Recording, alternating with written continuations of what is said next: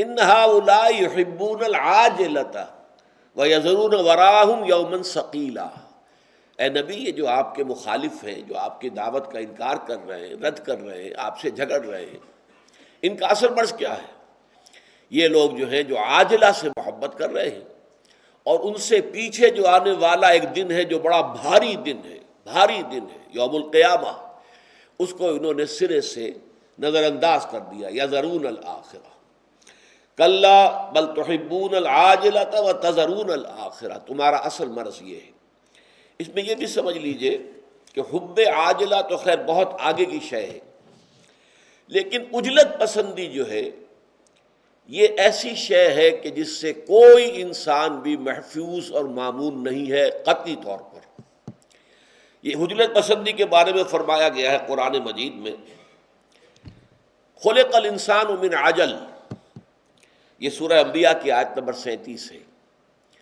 انسان کی تخلیق میں، خلقت میں عجلت پسندی شامل ہے۔ انسان عجلت پسندی ہی سے پیدا کیا گیا۔ خلق الانسان من عجل، سورہ بنی اسرائیل میں فرمایا کان الانسان عجولا، انسان جو ہے وہ جلد باز واقع ہوا ہے۔ پھر فرمایا گیا سورہ طٰہٰ میں، جب حضرت موسیٰ علیہ السلام اپنی قوم کو چھوڑ کر اور اللہ تعالیٰ سے کتاب تورات حاصل کرنے کے لیے کوہ طور پر وقت معینہ سے پہلے پہنچ گئے، تو انہیں تو خیال تھا کہ میرا شوق، میرا ذوق اللہ سے ملاقات کا، اللہ سے گفتگو کا، اس پر شاباش ملے گی۔ وہاں ایکسپلینیشن کال ہو گئی، وَمَا أَعْجَلَكَ عَنْ قَوْمِكَ يَا موسیٰ، اے موسیٰ وہ کون سی بات ہے جو تمہیں جلدی لے آئی ہے یہاں پر اپنی قوم کو پیچھے چھوڑ کر تم آ گئے ہو وقت معین سے پہلے؟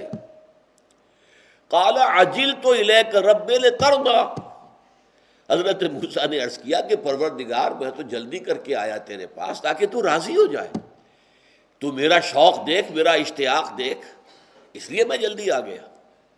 لیکن وہاں سے حکم کیا ملا؟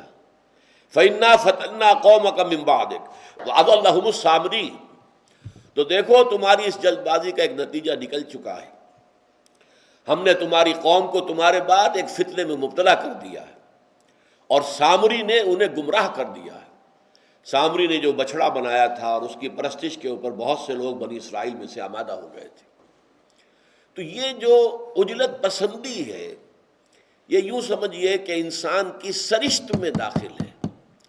سرشتن کہتے ہیں گوندنے کو، یعنی یہ کہ جو عناصر گوندھ کر انسان بنایا گیا ہے اس کے اندر شامل ہے عجلت پسندی، جلدی، اور کوئی بھی جیسا کہ میں نے سرچ کیا اس سے بری نہیں ہے۔ حضرت موسیٰ علیہ السلام نے چاہے وہ عجلت خیر میں ہو چاہے شر میں ہو، خیر میں بھی عجلت نہیں ہونی چاہیے۔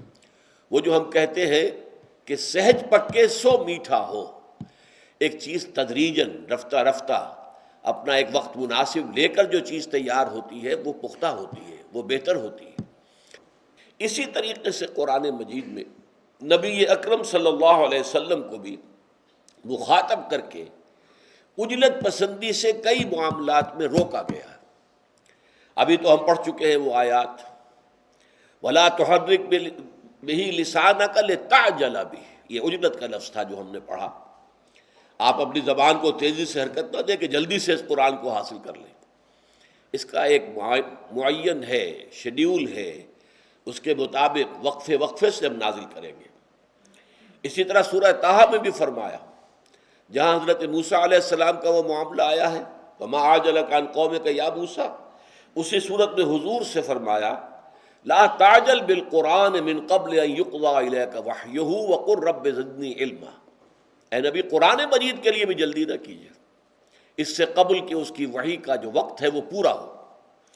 اسی طرح فرمایا ہے سورہ مریم میں وَلَا تَعْجَلْ عَلَيْهِمْ۔ ایک اور بات جو نبی اکرم صلی اللہ علیہ وسلم کے اور عام مسلمانوں کے ذہنوں میں آتی تھی وہ یہ تھی کہ ان کفار کی رسی کب تک دراز کی جائے گی، کب تک انہیں مہلت دی جائے گی۔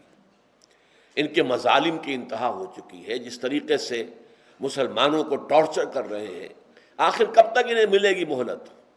فرمایا لا تعجل علیہم، جلدی نہ کیجئے ان کے بارے میں، یعنی ان پر کوئی عذاب الہی جلدی آ جائے، نہیں، اس میں بھی اللہ تعالیٰ کی اپنی حکمت ہے، اس کا اپنا ایک نظام ہے، ہر قوم کے لیے اس نے ایک مہلت معین کی ہے، وہ مہلت پوری نہ ہو جائے اس وقت تک عذاب نہیں آتا، اس لیے آپ اس معاملے میں بھی جلدی نہ کریں۔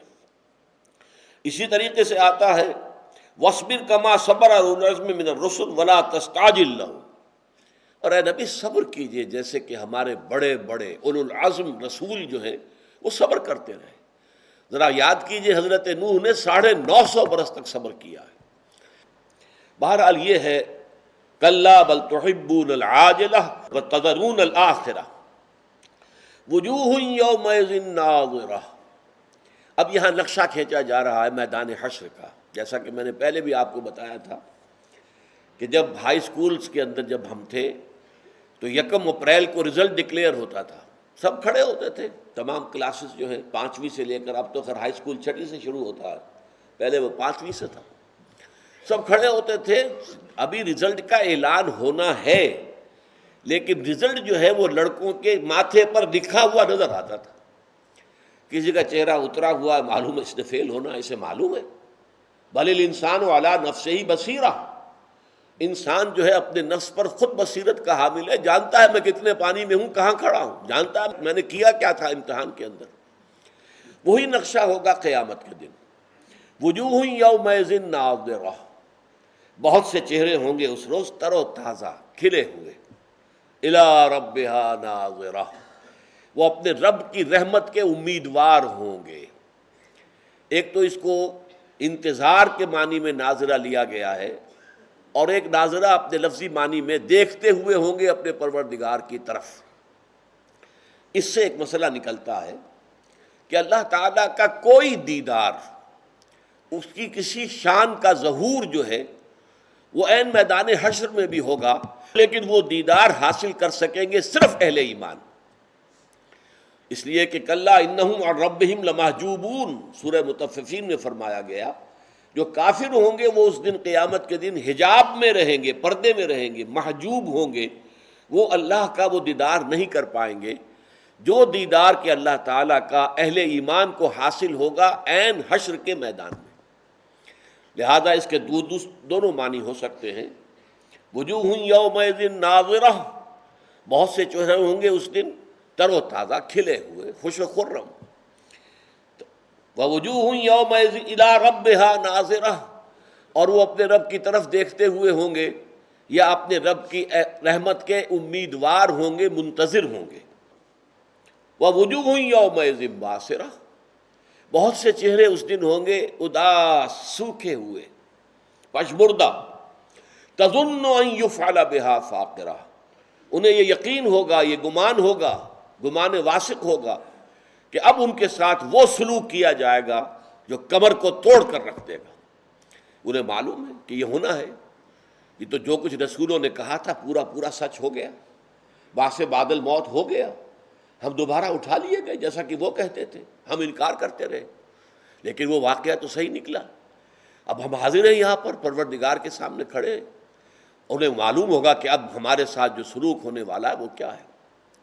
یہ نقشہ قرآن مجید میں اور جگہوں پر بھی کھینچا گیا ہے، چنانچہ سورہ عبس میں فرمایا گیا وجوہ یومئذ مسفرہ ضاحکۃ مستبشرہ ووجوہ یومئذ علیہا غبرہ ترہقہا قطرہ، بہت سے چہرے ہوں گے اس روز روشن، مسفرہ، روشن، ضاحکۃ، اور مسکراتے ہوئے ہوں گے، ان کے چہروں کے اوپر ایک ہنسی کی کیفیت ہوگی، ضاحکۃ مستبشرہ، اور وہ بشارتیں حاصل کر رہے ہوں گے، انہیں امید ہوگی کہ اللہ تعالیٰ کی طرف سے روح و ریحان و جنت و نعیم کی جو ہے نوید جافزہ اب ملنے والی ہے۔ اب ہماری جو بھی دنیا میں ہم نے کوششیں کی تھی، محنتیں کی تھی، ایثار کیا تھا، قربانیاں دی تھیں، ان کا صلہ ہمیں ملنے والا ہے، اب وہ خلاقوں سے ہم نوازے جائیں گے۔ وجوہ یومئذ مسفرہ ضاحکۃ مستبشرہ ووجوہ یومئذ علیہا غبرہ، بہت سے چہرے ہوں گے کہ ان کے اوپر گرد پڑی ہوئی ہوگی، جیسے گرد آلود چہرہ ہوتا ہے، غبار ہوگا ان کے اوپر، اور ان کا حال کیا ہوگا، ترہقہا قطرہ، مایوسی، نا امیدی کی سیاہی جو ہے وہ ان کے چہروں پر چھائی ہوئی ہوگی۔ اولئک ھم الکفرۃ الفجرہ، وہی لوگ ہوں گے کہ جو کافر تھے دنیا میں، فاجر تھے، فاسق تھے۔ تو یہ نقشہ ہے عین میدان حشر کا۔ اب اس کے بعد ایک اور نقشہ سامنے آ رہا ہے۔ کلا، کچھ نہیں، چھوڑو ان باتوں کو۔ ایک تو بڑی قیامت ہے جو ہوگی، بڑی الساعہ، بہت بڑا جو ہے اس کائنات کے اندر جو زلزلہ آنے والا ہے، ان زلزلۃ الساعۃ شیء عظیم۔ ایک چھوٹی قیامت بھی ہے، وہ چھوٹی قیامت جس کی تلوار ہم میں سے ہر شخص کی گردن پر لٹکی ہوئی ہے۔ کچھ معلوم نہیں کب وہ تلوار گرے اور ہمارا خاتمہ ہو جائے۔ وہ چھوٹی قیامت موت ہے۔ حضور نے فرمایا من مات فقد قامت قیامتہ، جو مر گیا اس کی قیامت تو قائم ہو گئی۔ اس لیے کہ اب کچھ کمانے کا وقت ختم ہوا۔ جیسے امتحان میں کہا جاتا تھا stop writing, time is over.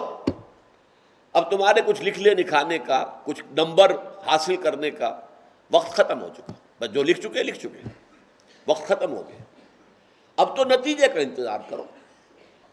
اب وہ قیامت صغریٰ، کلا اذا بلغت التراقی، جب جان آ کر ان ہنسلیوں کے اندر پھنس جائے گی۔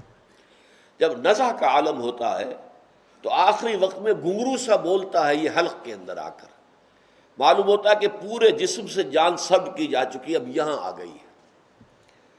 کلا اذا بلغت التراقی وقیل من راق، اور اس وقت کہیں گے ہے کوئی جھاڑ پھونک کرنے والا؟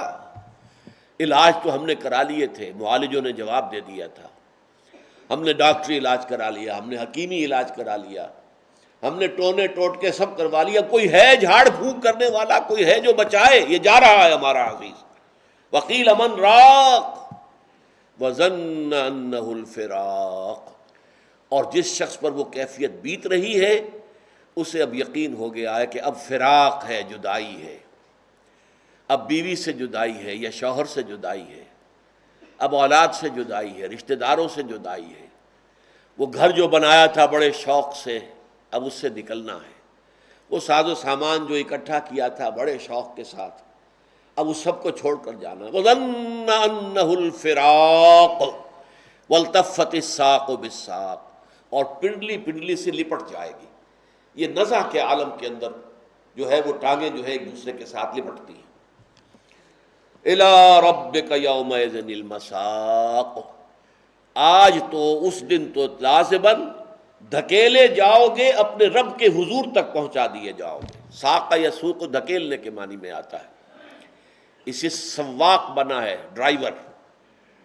وسیق الذین کفروا الی جہنم زمرا، ہانک کر لے جائیں گے یہ کافر جہنم کی طرف، گروہ در گروہ۔ مساق، ہانکے جانے کی جگہ کہاں ہے؟ الی ربک یومئذ المساق، اب کوئی جائے پناہ نہیں، کوئی جائے فرار نہیں، اب تو لازماً تمہیں اپنے رب کے حضور ہی میں حاضر ہونا ہے، اور تمہیں دھکیل دھکیل کر فرشتے وہاں لے جائیں گے۔